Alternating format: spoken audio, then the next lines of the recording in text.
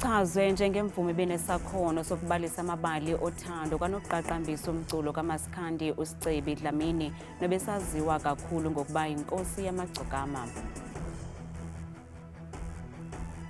Inkcukacha manani zakutshanje zengqesho zidize ukudendwa ngobuninzi kwabantu basetyhini kwimisebenzi yabo kwaye oku kunefuthe elibi kwimpilo yabo.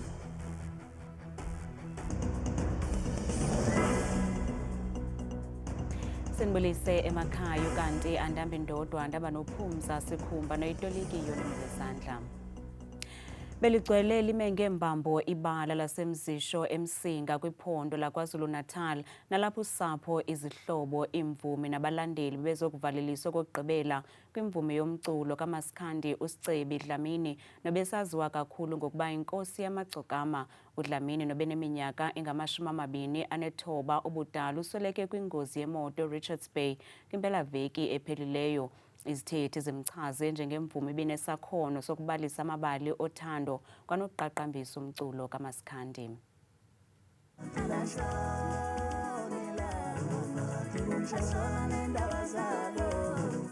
Ngenene litshone emini ilanga yathi tshe yaletsheza yayokusithela ngaphaya kwalo inkosi yamagcokama.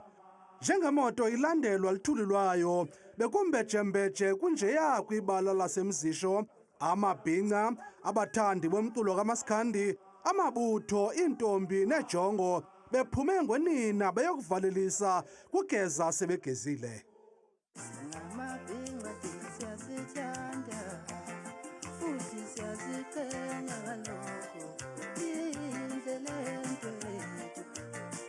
Nabantwana bakhe nangona beselula kodwa bamkhumbule ngento ebeyithanda uyise. Awuvume ntombi, vuma, awuvume yelu uyavumela, angaze ngithini kuwe, aqome phela emaphusho legcekeni, washela kaphela amagama. Bathi utata wabo ebebathanda kakhulu kwaye esi isithonga sihlabanisele kabuhlungu. Ubaba besithanda futhi yonke into besicela ubaba besinikeza. Futhi ubaba beyumuntu ekade ehleze ehleka. Ukanti ke usapho lakwaDlamini limkhulule unyana walo latsho libamba ngazibini kuye ngokulihombisa alenze abantu ezizweni. Kuthe noma esehamba eyofunda eGoli ukuba enze ukuqhubekela phambili uSicebi waleqhubeka njalo lokuthanda umculo. Ngiyafisa ke ukusho ukuthi uye wasibeka ke nathi ebalazweni njengomndeni wakwaDlamini nanjengomndeni waseMsinga nanjengomndeni wakwaZulu-Natal nanjengomndeni wase-South Africa. Usizi belubhalwe ebusweni ke kwinkosikazi yakhe nengakhange ikwazi ukuzibamba inyembezi. Ufundiwe ke nomyalezo obhaliweyo wenkosikazi yakhe nemchaze umyeni wayo njengendoda ibigqibelele iyimvuzemvuze luthando. Wawungithembisile nje baba kaSibahle wathi ngeke kuphele okwethu.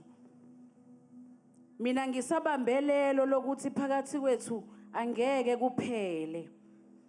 Kodwa namhlanje ungishiyile wangishiya nabantwana bethu. Uthi angenze njani mnyeni wami? Ube wazi kahle angisena mama mina, angisena baba. Uwena obusuyithemba lami. Bagqabakhe kumculo kaMaskandi bathi umfo kaDlamini uyithungile injobe ebandla kwaye ushiye umsantsa ongena kuze uvalwe nangubani na. Ubeyithanda kakhulu ingoma zothando. So kuzoba nesikhala esikhulu kakhulu and I don't think ukuthi there is someone who can replace uSicebi music wakhe ngalendlela obewukhande ngakhona. Ngithi nje angazi Maskandi uzoba njani mako nje. Inkosi yamagcokama ibingumbhobho wokudlulisa imiyalezo yothando ngakwabo bathandanayo kwaye iqinisile imizi emininzi. Yabona nje kuneculo lakhe nami bengiye ngilidlale ngilicule noma ngiyibhimbi uma ngibona imanzi engayithatha lapha emzini kababa isishikishela bese ngithi hayi angisiyi umntono angisiyi umuntu weromance kodwa manginawe kuyazenzekela dala. Ukanti umphathiswa umchaze uStebi njengoShakespeare womculo kaMaskandi ngenxa yesakhono sakhe sokubhala kwaye uthi ukufa kulaphula iphondo laKwaZulu Natal. Okwabe kubhalwa yibo oShakespeare eminyakeni eminingi edlulileyo ezincwadini zabo kunemizwa efanayo ncimishi nalokhu ebesikuphiwa amaciko ethu afana noSicebi ngamaphimbo abo. Ngenene namhlanje umkhusane uvaliwe, icandelo lomculo lingqungile lanqina de lanqwala lukhahlela ukugqibela kuKing Polite. Hamba ke ndoda yamadoda uyakunika ingxelo komgqumeni omtshengiseni nakumfokamolo. Uzufike ubaxelele ukuba umculo kaMaskandi utshotshenhla kusapho abalandeli nakubaculi ngokubanzi sithi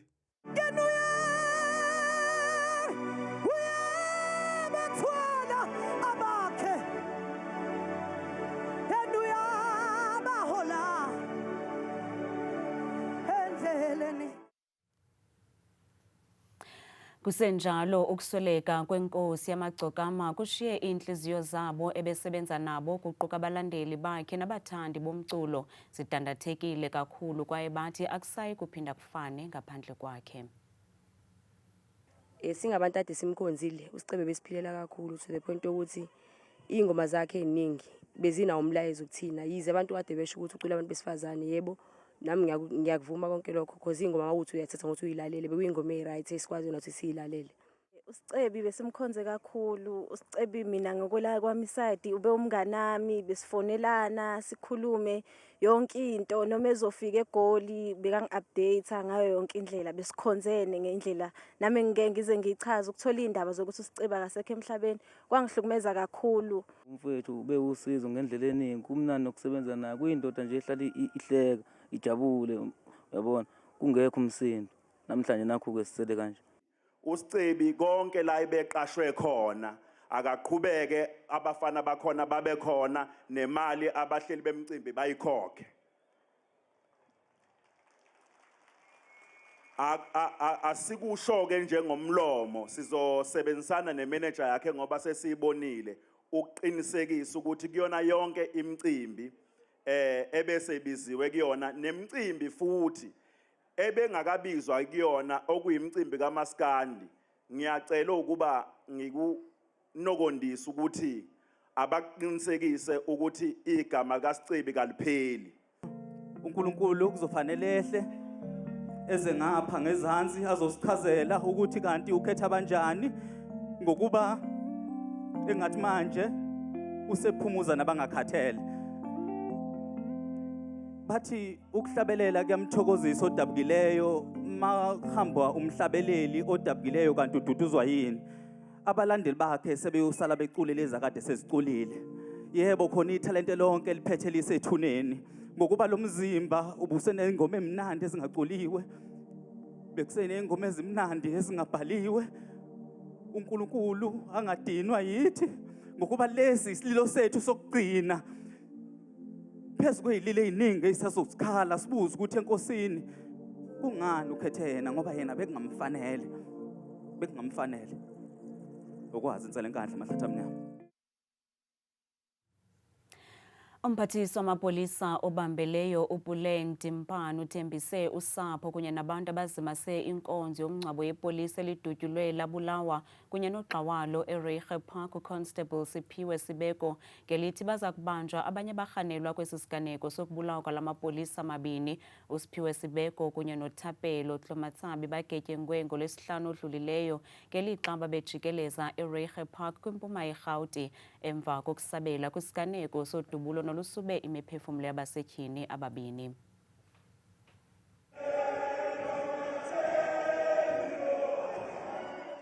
Kumngcwabo wepolisa uConstable Siphiwe Sibeko nodutyulwe wabulawa ngethuba yena noxa wakhe bebesabela kwisiganeko sodubulo eReiger Park.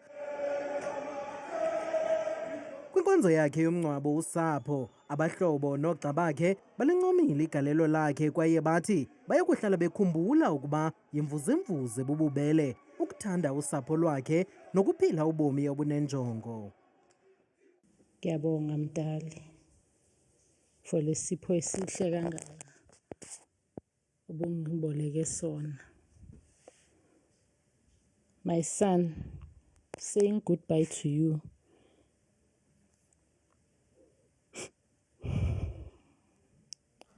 is the hardest thing I have ever had to do. Siphiwe wasn't just our brother, he was a part of us.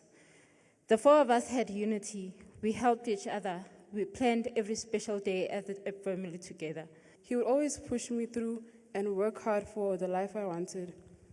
Looking back, I realized that he wasn't only helping me with school, he was preparing me for life. No, uSibeko, uSiphiwe, bengaseseyikholigi, bengasesomngani. Bekubhuti nje kimi straight. Usekela mphathiswa wamapolisa kweli uPaul Boshielo umtyibele uSibeko ngegalelo lakhe kwicandelo lesipolisa. When Siphiwe put on the SAPS uniform, he did not simply become a police officer. He brought with him the values he had already developed through his life: compassion, responsibility, courage, and a deep concern for others. Weleke ngelithi basezithendeni zabanye abarhanelwa nanjengoko omnye wabo bathathu sele ebanjiwe. When you kill our officer, especially in a uniform, you are fighting with the state. That is a crime against the state. Obambeleyo njengomkomishinala wamapolisa uPuleng Timpane ebengomnye wabazili kwaye uthi nangona uphando luqhuba kodwa abo bazimisele ukubulala amapolisa baza kulicula elandincamisayo. Those who deliberately target and kill police officers must know that the state will pursue them relentlessly and bring them before justice. Left, two, right. Left, two, right. Ingxelo zithi umrhanelwa ebengaphandle ngebheyile yamanye amatyala okubulala kwaye ujongene namatyala amabini okubulala, ukuba nompu ongenazimpepha kwaye kulindeleke ukuba abuyele enkundleni ngolwesithathu. ACDP namhlanje iphehlelele umqulu wezithembiso zonyulo lomasipala eKapa noluza kubanjwa kulonyaka ngoNovemba. Inkokheli yalombutho umfundisi Kenneth Meshwe uthe liqela sele liwafakile onke amagama abagqatswa baza kuthi bazigqatsela olunyulo lomasipala. We have just a few left. I think it's 65 that have been submitted, and to show seriousness from our side. And we also want to set an example to other political parties that you don't wait for the last minute as if you are not preparing yourself to serve the communities. So we have decided to take this leap of faith and also say we must be an example to the public and not cause the IEC any headaches. Umfundisi uMeshwe uthi ubunkokheli obungenachaphaza nobukhathalayo iza kuba yeyona nto ibalaseleyo kwiphulo lalombutho lokugaya inkxaso. Many people have been watching us over the years, and they know what we promised the first time we campaigned, and they know that we have not deviated from our promises. So we are saying to South Africans, the quality of leadership we are offering you is not the leadership that will want to walk behind you, but they want to lead you from the front, hold your hand and say, let's solve your problem with you. Amalungu eParlamente ebemamele izikhalazo zamajoni nalapho ebekhalazela izixhobo zawo zokusebenza kwakunye nemali yesibonelelo athi ayinikwe xa etyalwe kwimimandla ethile. Lamajoni athi ngenxa yale mingeni atsala nzima ukwenza umsebenzi wawo ngokugqibeleleyo. Kwelinye icala isebe lomkhosi weli SANDF lithi alikayifumani imali kwisebe lezezimali nebekelwe bucala kwiphulo lokutyalwa kwalamajoni kwindawo ezigutyungelwe ngamandla lolwaphulo-mthetho lamaqela emigulukudu kweli. Indibano ebinenjongo yokuhlola isimo nenkqubela kwinkqubo yokutyalwa kwamajoni kweli phantsi kwephulo i-Operation Prosper ikhawuleze yaliqonga lokuvezwa kweengxaki ezixhalabisayo. Amalungu eParlamente afumene izikhalazo kumajoni malunga neemeko ezingentlanga eliqhuba phantsi kwazo eli phulo, kuquka izixhobo zokusebenza, ezezimali kunye nentsebenziswano phakathi kwamajoni kunye namapolisa. I think that the coordination and the use of intelligence, etc., actively following up is where the issue lies. And we need to be honest. Remember, we didn't see a decrease in gang violence since the operation started. In fact, in some parts, we saw an increase. Kodwa noxa kunjalo amalungu ekomiti ye-ANC ayazikhabi izimvo zokuba le nkqubo ayinaziqhamo. The intention, this Operation Prosper is prospering, is giving the people of South Africa hope, is giving the people of Mitchells Plain hope. And I'm not saying it's not happening without challenges. It is the nature of the operation and the environment. Amalungu emibutho ephikisayo athi azivele kumajoni uqobo kwaye la majoni azoba mfanekiso wumbi. For them to tell us, and it's on my phone, we were here to escort SAPS, and SAPS was misleading us. It's a shame. We've wasted money. Ukanti umkhosi wezokhuselo weli uthi imali eqikelelwa kwizigidi ezingama-800 ebekelwe iphulo le-Operation Prosper ayikafiki kwaye endaweni yoko eli phondo lisajongene nengxaki egqubayo yobundlobongela nolwaphulo-mthetho.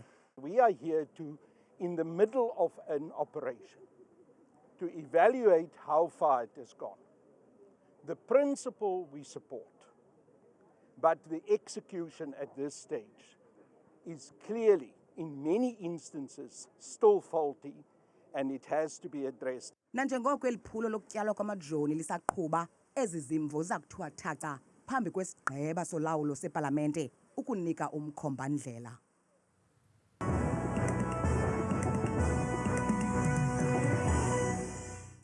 Manibambe ngazibini kuwe Qwathikazi noma Mzangwa ezindabeni. Ndiyakubulisa nawe mbukelo wam apha ekhaya. Ndikwamkeleke kwidesika yam yeMozulu. Mna ke bethuna ngegama ndinguyuThabile Inzwakazi yabaThembu. Mvanje ke bethuna masiphawule yenjenje iMozulu. Leyo ke Mzontsundu sijonga lokho kokuqala. Wona ke lo mfanekiso ogxilayo ngokuqatha kwiziganeko zemvula umoya kuwo wonke nje oMzantsi Afrika. Nawe apha ekhaya mbukelo uyapha noko imyoli kakhulu ke izulu kwindawo ezininzi apha eMzantsi Afrika. Mpela kwezo kaloku ezizinze encamini njengalo lonke futhi lapha eFree State indawo ezininzi futhi KwaZulu Natal. Mpela Mzontsundu pha ephondweni laseMpumalanga namazantsi ke aseLimpopo. Ngokubanzi ke bethuna masijonge namaqondo okutshisa kaloku phansi naphezulu siphawule ngephondo lokuqala ke eliphaya lona ephondweni laseMpuma Kapa. Kundawo ezininzi ke futhi ke mbukelo ezikwimpuma namantla kwelaphondo njengapha ngaselunxwemeni futhi kuGompo eMakhanda napha koGqeberha futhi yabikwa langqele izulu limandundu mpela ekuseni nge-15 benjenje ke kwelaphondo futhi elisembindini apha eMzantsi Afrika phondo elo yiFreystata. Kucwengi kakhulu nje kuzo zonke iingingqi zelaphondo noxa kungathi kubande kakhulu phaya kumazantsi koBloemfontein futhi amaqondo asephantsi ekuseni ngesibini. Nantsi kwakhona mbukeli wami iMozulu ke futhi kwiphondo eliphaya eNtshona Kapa kwezo ndawo futhi ezigudlunxweme njengapha kumantla futhi eFrederick kwasekuseni qaba ngamafu nenkwankca iyabikwa kakhulu eKapa lodumo ngo-11 degrees. Sikhawule ngemeko ngokubanzi ke futhi ke ephondweni laphaya kaloku koNorthern Cape kumyoli nje lonke elaphondo mpela kakhulu kumazantsi nentshona yalubona uzinze phaya koCalvinia kwasekuseni futhi kubanda kakhulu naphaya eSutherland lo maqonda phantsi kakhulu ngo-2 benjenje mbukeli wam futhi ke kwelaphondo lapha kaloku kwi-northwest kwindawo ezininzi futhi ezikwincam yelaphondo njengaphaya koMahikeng nazo zonke futhi ezoziphaluka yiloo ngqele kopela kakhulu phaya kube bubande Klerksdorp ngo-3 degrees. Ithi iMozulu mbukeli ephondweni laseGauteng apho sikhoyo thina ngalo mzuzu mpela phaya kumantla welaphondo njengapha koBonkonspruit kwasekuseni futhi kuyabanda Tembisa Soweto Germiston naphaya eTshwane kumantla welaphondo futhi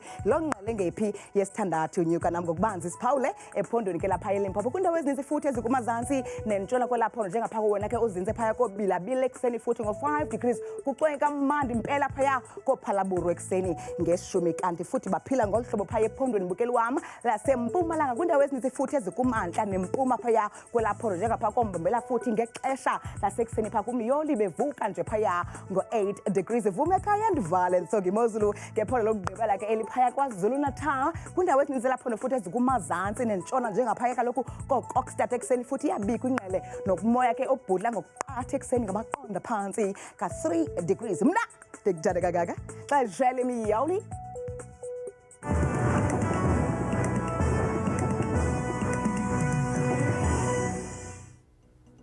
Kamnandi mawethu.